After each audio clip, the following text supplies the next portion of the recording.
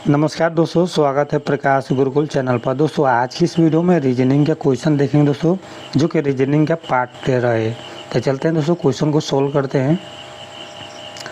तो दोस्तों यहाँ पहला क्वेश्चन है, नीचे दी गई श्रृंखला में प्रश्न की जगह कौन सी संख्या आएंगे। तो देखिए दोस्तों, इस प्रश्न चिन्ह पर कौन सा नंबर होगा यही बताना है। तो ये दोस्तों इस तरह क्वेश्चन सोल्व करने के लिए तो दोस्तों यहाँ पर पैटर्न को समझेंगे। पहले देखिए, एक के बाद क्या है, 3 है, 3 के बाद 7 है, 7 के बाद 15 है, 15 के बाद प्रश्न चिन्ह है। तो देखिए इस तरह क्वेश्चन सोल्व करने के लिए हम क्या करते हैं दोस्तों, एक में अगर +2 करते हैं, एक में अगर +2 करेंगे तो 3 होगा, ठीक है। और 3 के बाद दोस्तों 7 है तो प्लस क्या हो रहा है दोस्तों, 4 हो रहा है, ठीक है।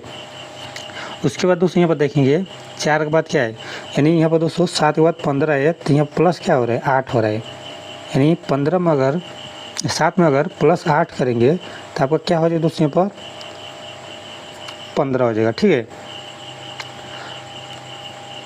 अब देखिए दोस्तों यहाँ पर आगे कौन सा नंबर प्लस होगा, 15 में कौन सा नंबर प्लस करेंगे दोस्तों कि प्रश्न चिन्ह पर आपका नंबर आ जाए। तो देखिए पहले यहाँ पैटर्न को समझेंगे। 2 के बाद क्या है, 4 है, 4 के बाद 8 है, 8 के बाद कौन सा नंबर प्लस होगा। तो देखिए 2 में अगर 2 से गुणा करेंगे तो आपका नंबर क्या है दोस्तों, 4 आएगा, जो कि यहाँ पर 4 लिखे, 4 प्लस हुआ है। अब देखिए दोस्तों 4 के बाद 8, यानी 4 में अगर +2 करते हैं, 4 में +2 करेंगे तो आपका नंबर क्या है दोस्तों, 8 हो जाएगा, जो कि यहाँ पर 8 लिखा गया है। अब देखिए इसी 8 को क्या करते हैं दोस्तों, 2 से गुणा कर दीजिए, यानी डबल कर दीजिए तो 16 हो जाएगा। कहने का मतलब दोस्तों 2 के बाद 4, यानी 2 का डबल 4 है, 4 का डबल 8 है, तो 8 का डबल क्या हो जाएगा दोस्तों, 16, यानी 16 प्लस होगा।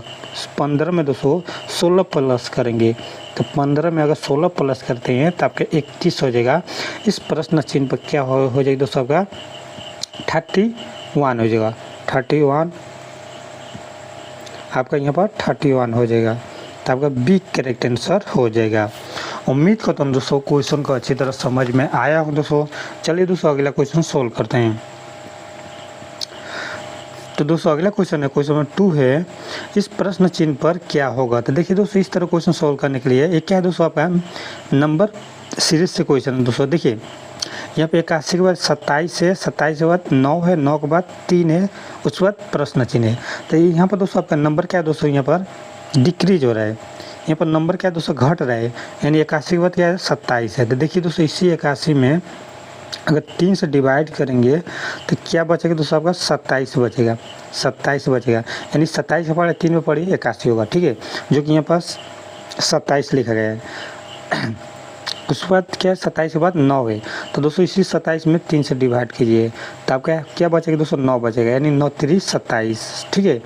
उसके बाद क्या है दोस्तों, 9 के बाद 3 है, इसी 9 में 3 से डिवाइड करेंगे तो आपका नंबर क्या बचेगा, 3 बचेगा, जो कि यहाँ पर 3 लिखा गया है। हाँ अब देखिए दोस्तों आगे ना आपका इसी 3 को क्या करेंगे दोस्तों, 3 से फिर से डिवाइड करेंगे, क्यों दोस्तों, क्योंकि सभी में 3 से डिवाइड किए हैं ना, तो इस बार दोस्तों 3 से डिवाइड करेंगे तो आपका 1 बचेगा, यानी इस प्रश्न चिन्ह पर क्या हो दोस्तों, आपका 1 हो जाएगा, आपका सी करेक्ट आंसर हो जाएगा।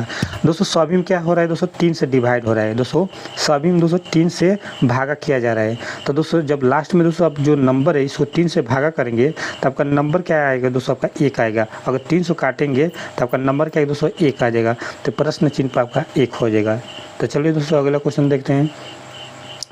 तो क्वेश्चन नंबर 3 है दोस्तों, यहाँ पर प्रश्न चिन्ह पर क्या होगा। तो देखिए दोस्तों यहाँ पर क्या दोस्तों, आपका 1 9 25 49 उसके बाद 81 है। तो दोस्तों ये सभी नंबर क्या है दोस्तों, स्क्वायर है, यानी दोस्तों 1 के स्क्वायर क्या होता है दोस्तों, 1 होता है, ठीक है।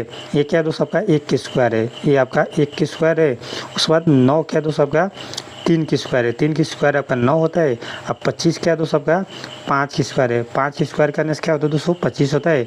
49 क्या है दोस्तों, यहाँ पर 7 की स्क्वायर है, 7 की स्क्वायर करने से क्या होगा दोस्तों, 49 होगा। तो इस बार दोस्तों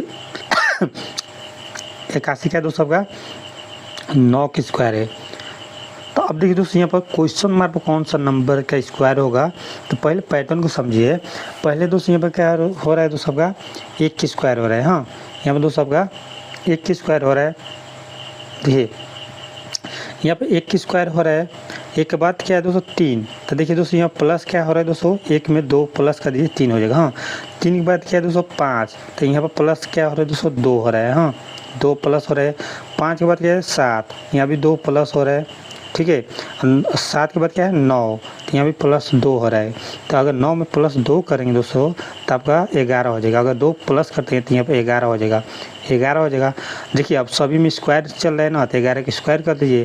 तो 11 की स्क्वायर करेंगे तो आपका 121 हो जाएगा। यहाँ पर दोस्तों 11 के स्क्वायर क्या होता है 121 होता है, तो आपका डी करेक्ट आंसर हो जाएगा। उम्मीद करता हूँ दोस्तों क्वेश्चन को अच्छी तरह समझ में आया होगा दोस्तों। चलिए दोस्तों अगले क्वेश्चन सोल्व करते हैं। तो क्वेश्चन 4 है दोस्तों, किसी व्यक्ति के पास कुछ मुर्गियाँ और गायें हैं, इनके दोस्तों यहाँ पर टाइपिंग मिस्टेक हुआ है, इनके पैरों की संख्या 140 तथा मस्तकों की संख्या 48। मस्तक मतलब क्या है दोस्तों सिर। उसके बाद क्या है दोस्तों यहाँ पर मुर्गियों की संख्या क्या होगी, यहाँ पे दोस्तों क्या होगी, मुर्गियों की संख्या क्या होगी। तो देखिए दोस्तों इस तरह क्वेश्चन सोल्व करने के लिए दोस्तों आपको ट्रिक बताऊंगा। तो दोस्तों यहाँ पर ट्रिक है दोस्तों चार पैरों को ट्रिक है L/2 - H। देखिए दोस्तों यहाँ पर आपका 4 पैरों को पहले निकालूंगा। अगर 4 पैरों को लिखल जाएगा दोस्तों तो 2 पैरों को ऐसे ही निकल जाएगा दोस्तों।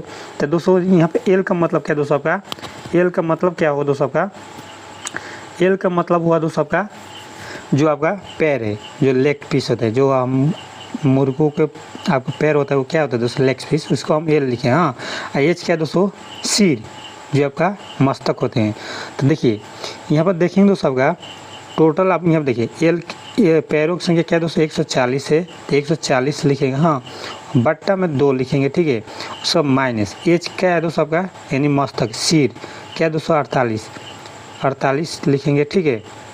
अब चलिए इसको काटेंगे दोस्तों तो नंबर क्या बचेगा यहाँ पर होगा 70 बचेगा। अब इस 70 को दोस्तों अब 48 को हट जाएगा। देखिए 70 को 48 को घटाइए, ठीक है। तो 10 में से 8 घटे 2, 6 में से 4 जगह 2। अब 22 जो आपका जो संख्या है दोस्तों आपका वो क्या है दोस्तों आपका 4 पैरों वाला। तो 4 पैरों वाला कौन होते हैं दोस्तों गाय होते हैं। तो यानी दोस्तों यहाँ पर गाय टोटल कुल गाय कितने हैं दोस्तों 22 है। कुल गाय कितने हैं दोस्तों 22 है। हमको पूछा है दोस्तों ये अब समझिए दोस्तों एक सिर में दोस्तों यहाँ पर देखिए 22 तो आपको गाय लिखल गया, आपको तो गाय लिखल गया यानी 4 पैरों को मैं लिखा हूँ। तो 4 पैरों कौन होते हैं गाय होते हैं। तो 4 पैरों वाला आपका 22 हुआ, यानी 22 आपका संख्या क्या है दोस्तों गाय है। हमको निकालना है क्या है दोस्तों मुर्गियों की संख्या निकालना है। तो दोस्तों यहाँ पर 48 में से घटा देंगे, यानी यहाँ पर 48 मस्तकों की संख्या क्या है दोस्तों 48 है। तो यानी सिर देखिए सिर आपका क्या है दोस्तों आपका 48 है। तो देखिए दोस्तों जानवर में चाहे इंसान हो चाहे जानवर हो, 4 पैर वाला हो चाहे 2 पैर वाला हो, सिर आपका एक ही होता है। जिसका 4 पैर होगा उसका भी सिर एक होगा, जिसका 2 पैर होगा उसका भी सिर एक होगा।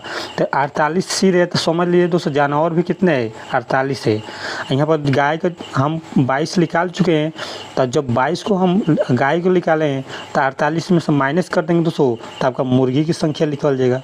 समझ में आया दोस्तों, अब समझिएगा कहने का मतलब दोस्तों यहाँ पर क्या है सिर यानी मस्तक 48 है।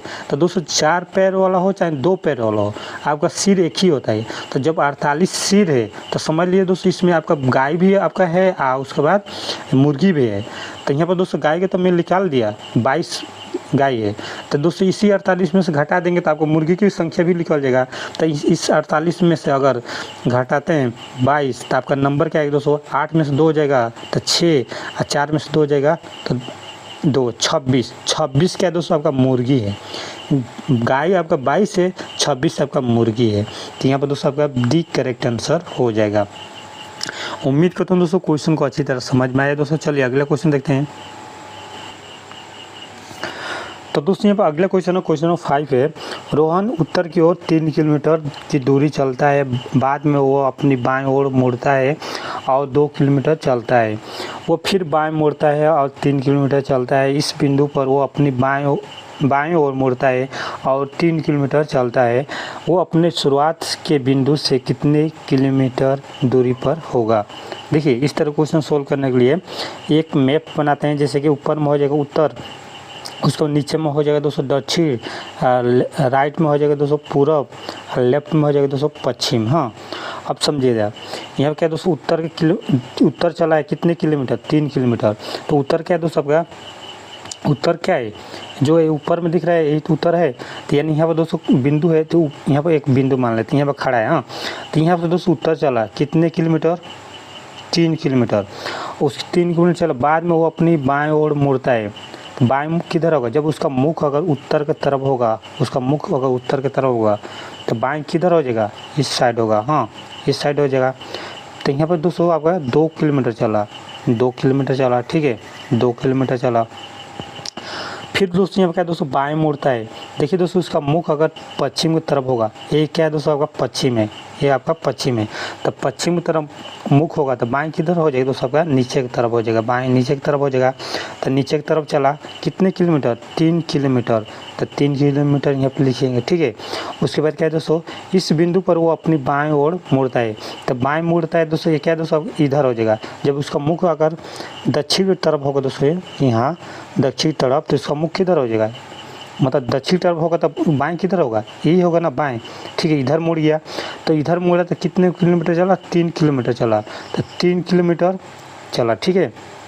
अब समझिएगा, यहाँ बोला है कि दोस्तों कि वो अपने शुरुआत के बिंदु से कितनी किलोमीटर दूर पर होगा। शुरुआत बिंदु क्या है, यहाँ पर समझिएगा। यहाँ पर शुरुआत वाला बिंदु क्या है दोस्तों, शुरुआत वाला बिंदु यही है ना, शुरू में जो जहाँ से स्टार्ट किया था यही है ना बिंदु, यहाँ पर जाकर रुका है, यहाँ पर जाकर रुका है, ठीक है।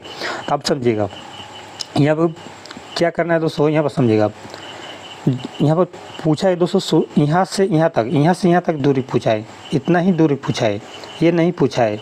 क्यों दोस्तों, देखिए जब ये 2 किलोमीटर टोटल यहाँ पर 3 किलोमीटर चला है, यहाँ से लेकर यहाँ तक टोटल यहाँ से लेकर 3 किलोमीटर चला है, ठीक है, 3 किलोमीटर चला है। तो यहाँ पर दोस्तों आपका 3 किलोमीटर चला है, तो समझिएगा यहाँ से यहाँ तक तो आपका 2 किलोमीटर हो जाएगा। जब ये 2 किलोमीटर होगा, तो जब ये 2 किलोमीटर होगा तो ये भी तो 2 किलोमीटर होगा। उसके बाद 1 किलोमीटर ये हो जाएगा, ये हो जाएगा 1 किलोमीटर दोस्तों क्या होगा, यहाँ से यहाँ तक, यहाँ से लेकर ये 1 किलोमीटर हो जाएगा, ये तो 1 किलोमीटर आपके आंसर सही हो जाएगा। क्योंकि यहाँ से लेकर यहाँ तक दूरी पूछा है, सिर्फ यहाँ तक ही दूरी पूछा है, इस बिंदु से लेकर इस बिंदु तक दूरी पूछा है। तो यहाँ पर 1 किलोमीटर आपका ये सही हो जाएगा। समझ में है दोस्तों।